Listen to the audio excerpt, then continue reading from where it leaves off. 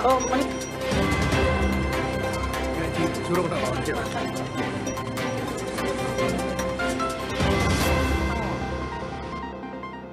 Salam jumpa pemirsa, berjumpa kembali di Agropolitan News edisi hari ini yang akan menyajikan beragam berita terkini dan menarik dari wilayah Malang Raya. Bersama saya, Keiko Anajibah, dan berikut Agropolitan News selengkapnya untuk Anda.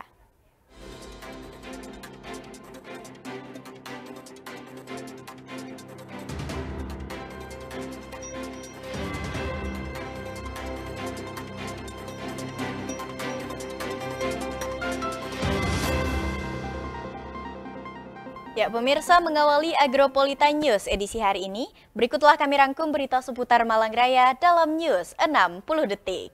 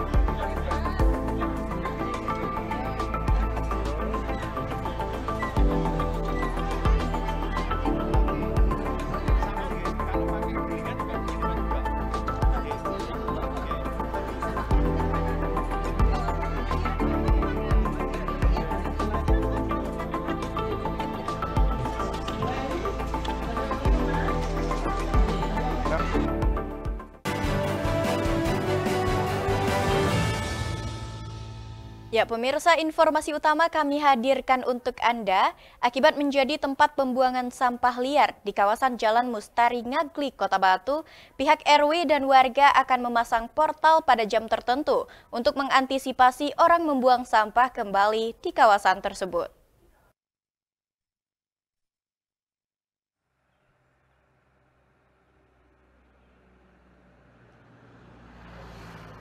Akibat menjadi tempat pembuangan sampah liar di kawasan Jalan Mustari, Ngaglik, Kota Batu, pihak RW dan warga akan memasang portal pada jam tertentu untuk mengantisipasi orang membuang sampah kembali di kawasan tersebut. Sejak penutupan TPA Telekung pada 30 Agustus 2023 ini berakibat pada bermunculannya banyak titik sampah yang dibuang di pinggir jalan. Kondisi ini tentu saja harus menjadi perhatian bersama untuk menjaga kebersihan Kota Batu sebagai kota pariwisata. Dengan banyaknya sampah yang dibuang di pinggir jalan, salah satunya disebabkan karena warga kesulitan untuk mengelola sampah yang dihasilkan, termasuk harus dibuang kemana, sehingga mengambil jalan pintas dengan membuang sampah di pinggir jalan. Akibatnya saat ini mulai banyaknya warga membuang sampah di sembarang tempat, baik di pinggir jalan maupun di aliran air dan sungai-sungai kecil di Kota Batu. Sebelumnya sudah sering disosialisasikan kepada masyarakat untuk melakukan pemilahan sampah dari rumah sebelum dibuang ke TPS 3R untuk mempercepat pengelolaan sampah. Salah seorang warga yang juga ketua RW di Kelurahan Ngaglik, Kota Batu, mengungkapkan keprihatinannya dengan persoalan sampah di Kota Batu akhir-akhir ini yang berdampak pada banyaknya sampah dibuang di pinggir jalan. Sudah dibersihkan beberapa kali, tetapi menjadi tempat pembuangan sampah kembali esok harinya. Ini hampir pemandangan ini hampir setiap hari kayak gini. Ya. Jadi setelah penutupan TPA kemarin, Ya. alhamdulillah banyak warga yang akhirnya membuangnya ngawur. Ya. Padahal dari tempat wilayah kita sendiri, Ya. gimana caranya bisa bersih sampai kemarin ada sosialisasi untuk bisa dibuat kompos. Ya. Tapi dari mungkin warga-warga Batu yang lain membuangnya akhirnya ngawur. Iya.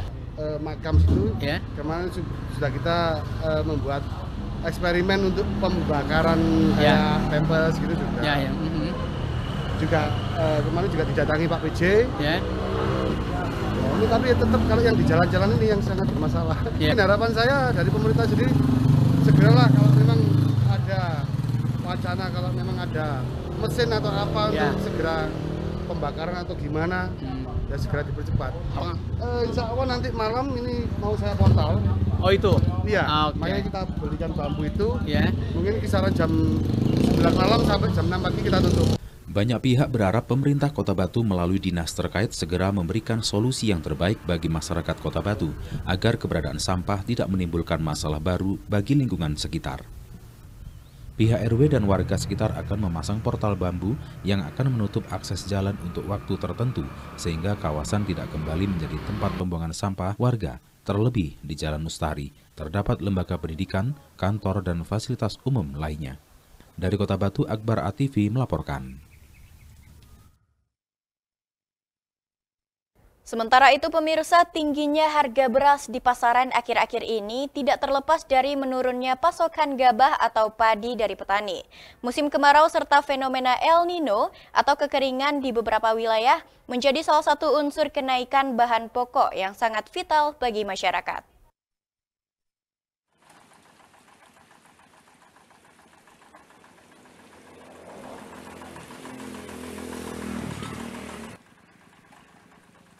Tingginya harga beras di pasaran akhir-akhir ini tidak terlepas dari menurunnya pasokan gabah atau padi dari petani.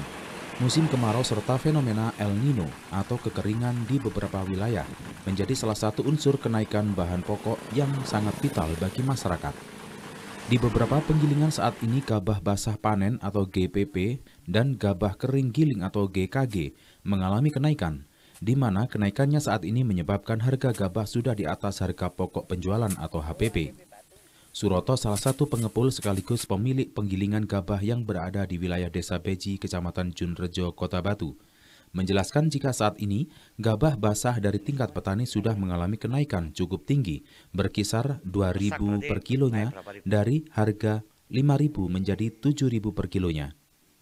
Tentu saja jika harga sudah jauh dari harga pokok penjualan atas atau HPP, GKP di sawah 5.000 per kilogram, di penggilingan maksimum 5.500 per kilogram. Gabah kering giling otomatis akan mengikuti atau juga mengalami kenaikan. Imbasnya bakal sampai ke harga beras yang juga ikutan naik. Ya, kemarau panjang. Kemarau panjang. Kira-kira.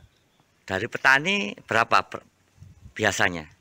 Biasanya 5,3, 5,4. Oh, 5.400 Ya, per kilo. per kilo. Sekarang 7.000 7.000 per kilo. Itu gabah basah ya? basah. Belum dikeringkan itu ya, Pak. Terus harga jualnya berapa, Pak? Kalau sudah naik, kalau sudah digiling, iya. Ya 12,5, 13. Oh gitu, dari pengepul sini ya, penggilingan ya. Itu yang jenis apa, Pak? Ya macam-macam. Macam-macam ya, tergantung dari ininya. Petani. Itu mulai sejak kapan kenaikan? Sak minggu. 1 mingguan ini. Emang sulit. Dari Kota Batu, Akbar ATV melaporkan.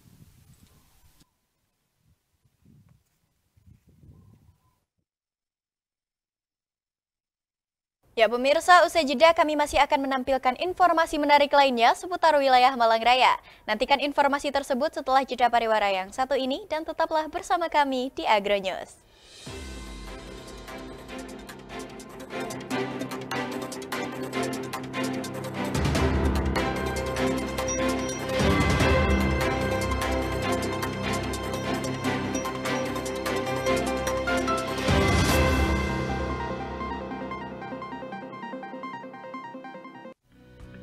Daftarkan diri Anda dan keluarga menjadi peserta BPJS Ketenagakerjaan.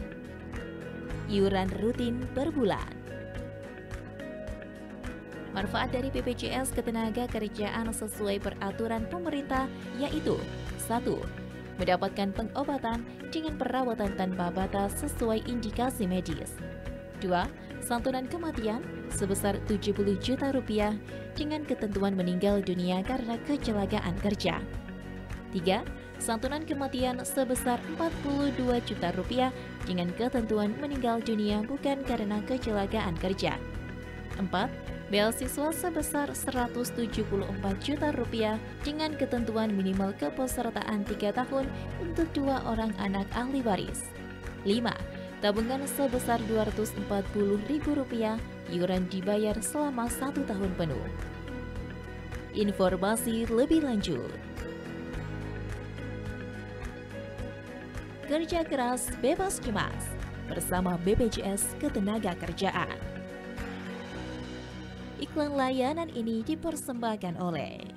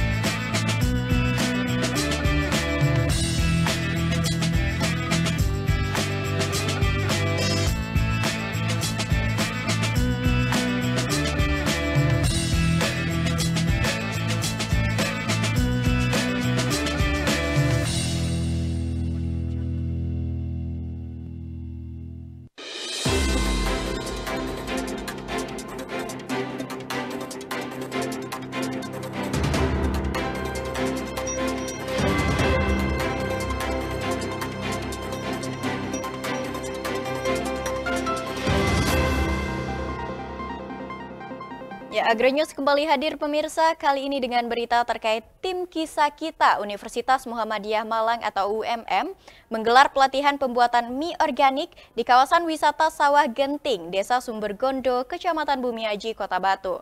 Pelatihan tersebut bertujuan untuk menambah wawasan dan juga keterampilan ibu-ibu di bidang pengolahan makanan, terutama mie organik. Ini dia liputannya untuk Anda.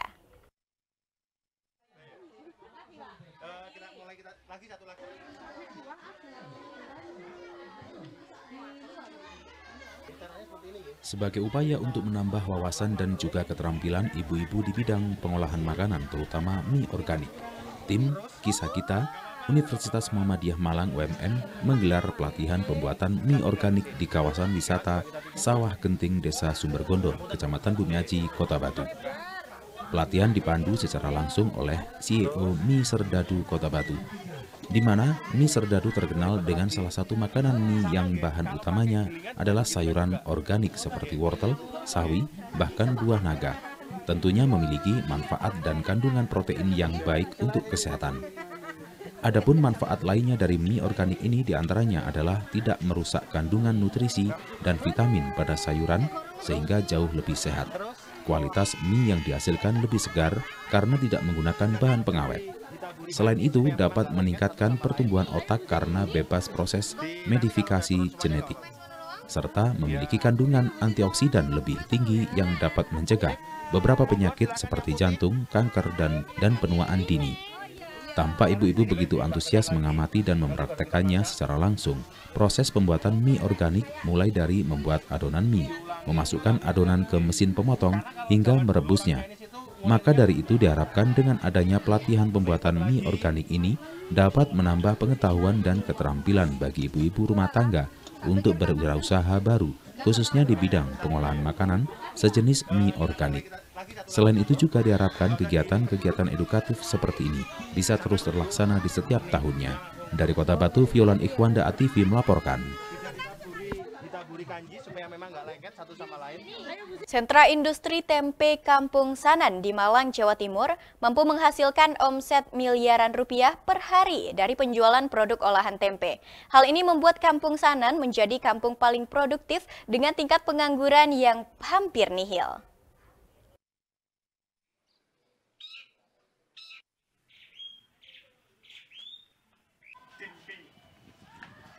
Sejak dicanangkan pemerintah sebagai sentra industri tempe pada tahun 1985, Kampung Sanan menjadi sentra UMKM terbesar hingga sekarang.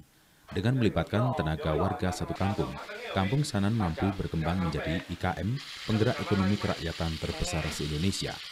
Dengan mengerahkan seluruh warga kampung, dalam sehari Kampung Sanan mampu memproduksi 25-30 ton produksi tempe setiap harinya.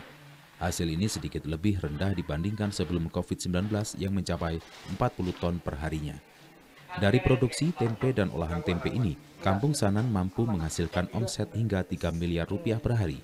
Belum termasuk hasil dari pengolahan limbah tempe untuk pakan dan penggemukan 600 ternak milik warga.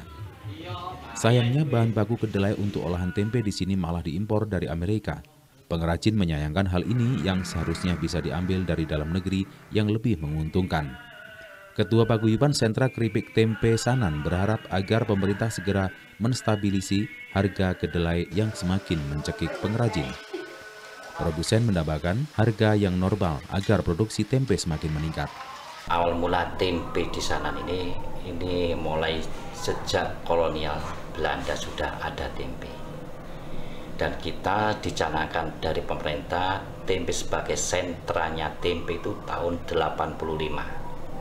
Dan saya sebagai penerus atau pengembang tempe, kita berusaha mengembangkan tempe dijadikan olahan keripik tempe. Dan olahan keripik tempe itu dicanangkan juga dari pemerintah sekitar tahun 87. Mulai pagi sampai malam orang sana ini semua beraktivitas. Karena apa? Pembuatan tempe itu ada yang berangkat malam, sore, siang sampai pagi. Untuk pembuatan keripik tempe sini atau bahan baku keripik tempe dan tempe ini kita mendatangkan dari Amerika. Jadi sayang produk lokal tapi bahan bakunya dari luar negeri. Dan kapasitas di sana sekarang ini kurang lebih 25-30 ton per hari. Di Kampung Sanan ada lebih dari 500 produsen mengeluhkan hal yang sama. Tingginya harga kedelai tidak linear dengan biaya produksi. Seperti yang dialami oleh Ahmad Rifai yang setiap hari memproduksi 1,5 kuintal dengan harga kedelai 12.000 per kilogram. Mahalnya harga kedelai berimbas pada keuntungan yang semakin menipis. Saya melakukan usaha ini hampir 7-8 tahun. Ini mulai dari turun-temurun, mulai mbah sampai ke bapak, sampai saya adalah generasi ketiga. Buatan tempe mulai kedelai, pemilihan kedelai yang baik, terus kemudian perendaman, pemasakan, sampai penggilingan, sampai proses pencetakan tempe. Kebanyakan kedelai di sini impor. Kalau dukanya ya kedelai naik kan mayoritas harga kedelainya kalau naik gitu aja. Sekarang produksi sekarang 1,5 kintal, harga kedelai sekarang hampir 12.000. Kalau harga kedelai naik untuk pengrajin tempe, konsumen nggak bisa naik. Masih mayoritasnya masih ke pengrajin, bebannya masih pengrajin. Kalau konsumen nggak ada terlalu beban, nggak ada bebannya kayak harga kedelai naik itu konsumennya mintanya tetap, potongannya tetap, harganya tetap. Kalau di pengrajinnya harganya naik, nggak bisa gini. Saya nggak bisa menaikkan harga ke konsumen, Mas. Maksudnya ke pelanggan nggak bisa naik. Selain keripik, Kampung Sanan juga memproduksi sagi, keripik coklat, bola-bola tempe, stik mendol, stik tempe beraneka varian rasa. Tempe tanpa pengawet dengan kualitas baik yang tipis, gurih, dan tidak mudah hancur menjadi ciri khas produk asli Sanan. Inilah yang membuatnya laris tidak hanya pasar domestik, namun juga mancanegara seperti Asia, Eropa, dan Amerika. Dari Kota Malang, Dion Arista ATV melaporkan. Ya pemirsa, jangan beranjak dari tempat duduk Anda karena Agropolitan News akan segera kembali dengan berita menarik lainnya setelah jeda pariwara yang satu ini.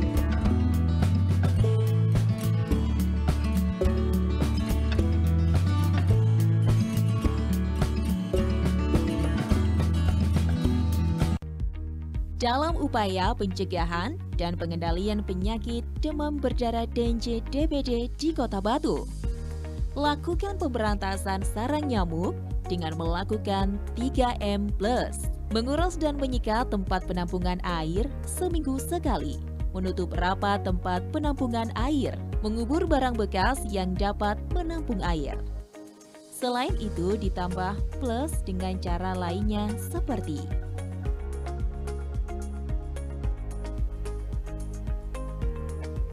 masyarakat dapat melaksanakan bulan bakti gerakan pemberantasan sarang nyamuk 3M+ serentak tiap hari Jumat, minggu keempat bulan Maret dan Juli tiap tahunnya. Segera lapor ke Dinas Kesehatan terdekat apabila ada kasus DBD di lingkungan Anda. Ayo, waspada demam berdarah DNJ. Iklan layanan ini dipersembahkan oleh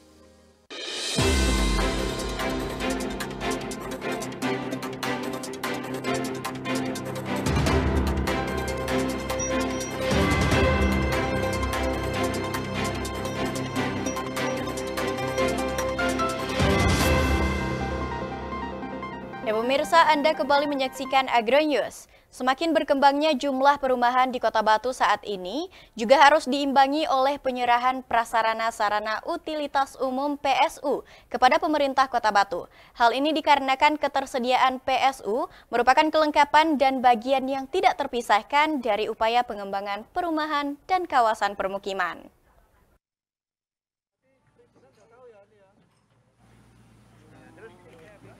Kabid Perumahan Dinas Perumahan Kawasan Permukiman dan Pertanahan Kota Batu, Prasetyo Bagus Wicaksono menjelaskan bahwa dari 102 perumahan yang ada di Kota Batu yang telah menyerahkan PSU secara administrasi terdapat sekitar 24 perumahan.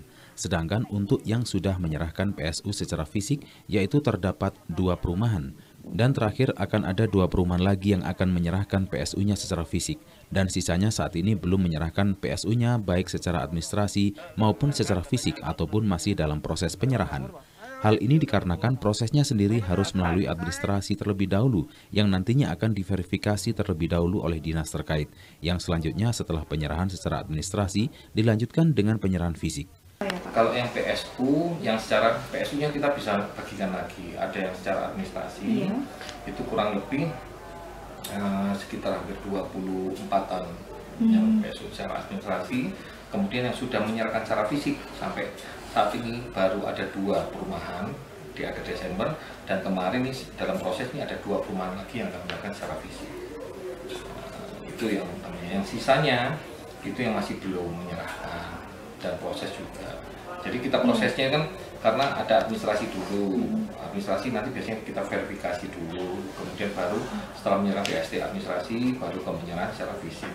Dari Kota Batu, Abraham Patrika ATV melaporkan.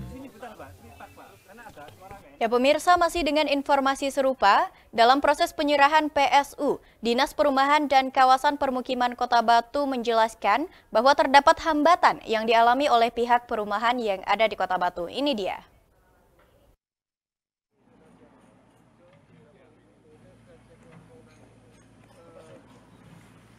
Kabid Perumahan, Dinas Perumahan dan Kawasan Permukiman Kota Batu Prasetyo Bagus Wicaksono menjelaskan bahwa hambatan dalam penyerahan PSU yaitu dari proses administrasinya kepada proses penyerahan fisiknya, di mana salah satunya yaitu banyaknya dari perumahan ini yang pengembangnya sudah tidak ada di tempat, sehingga pada akhirnya yang menyerahkan yaitu para warga sendiri, di mana penyerahan dari warga sendiri tidak dapat langsung diserahkan kepada pemerintah Kota Batu, tetapi harus ada langkah-langkah dalam proses penyerahan PSU tersebut.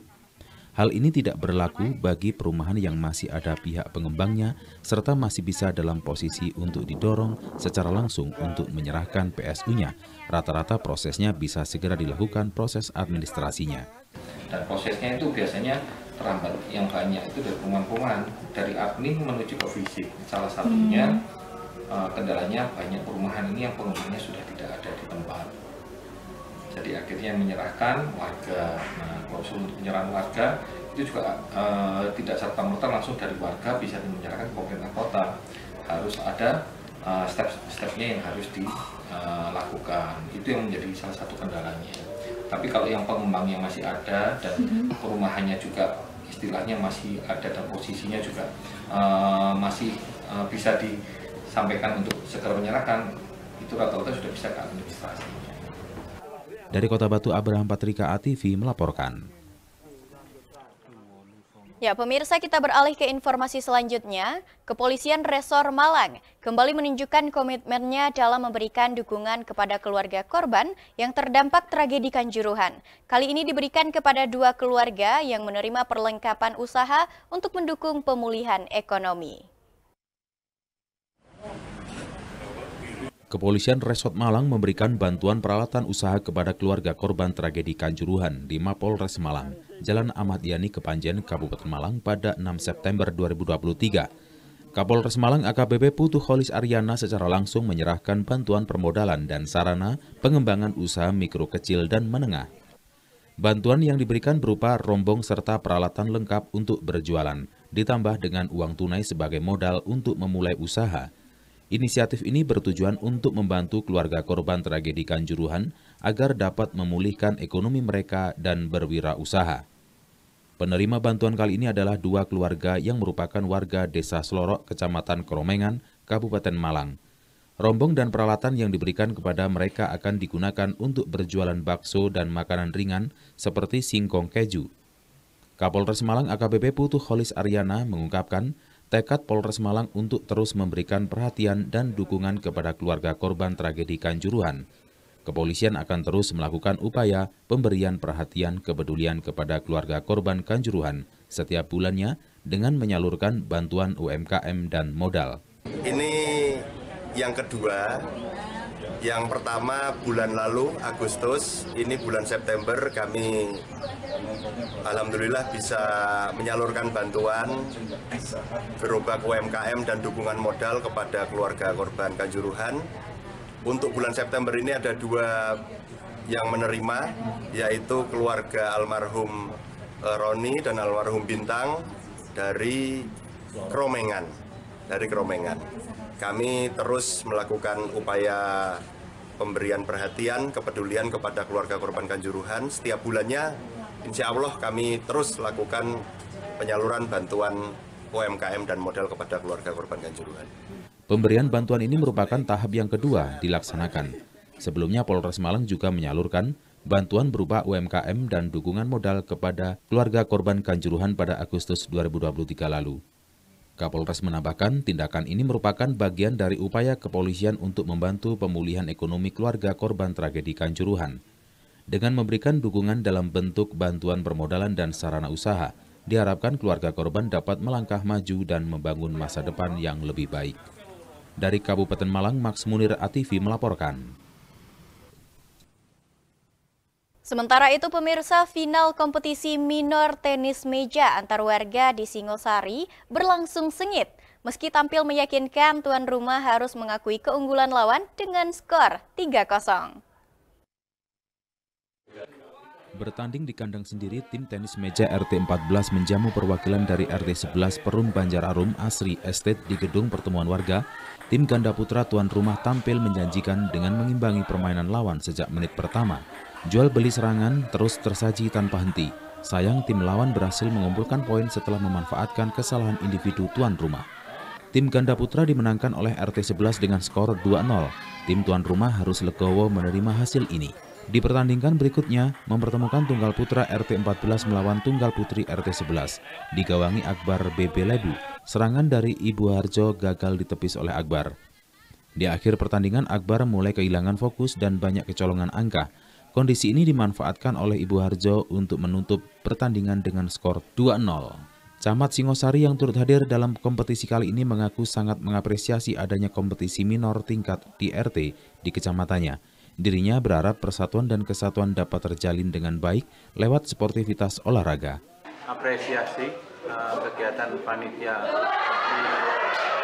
ke-78 dari RT 14 RW 11 Desa Banjarnungi betul-betul membawa kebersamaan, kegotong royongan sehingga menyatukan seluruh warga RT 14. Mudah-mudahan ini bisa ditiru oleh semua RT yang ada di wilayah khususnya Desa Banjarnungi untuk bisa memberikan teladan seperti ini sehingga kita kedepannya tetap menjadi satu kesatuan warga Desa Banjarnungi. Hal serupa juga disampaikan oleh Kepala Desa Banjar Arum Jafari. Dirinya mengatakan kompetisi ini menjadi pilot project untuk bisa dibawa ke wilayah lain.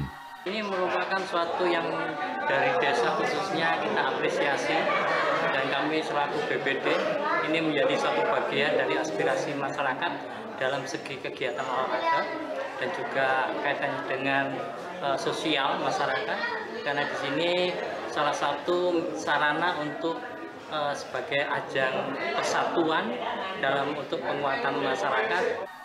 Ketua RT 14 selaku inisiator kompetisi mengaku bahwa hal ini menjadi tolak ukur persatuan yang solid antar warga perumahan. Dengan ini diharapkan mampu menciptakan lingkungan yang rukun dan kondusif. Ini adalah salah satu pilot project dari kami untuk mengembangkan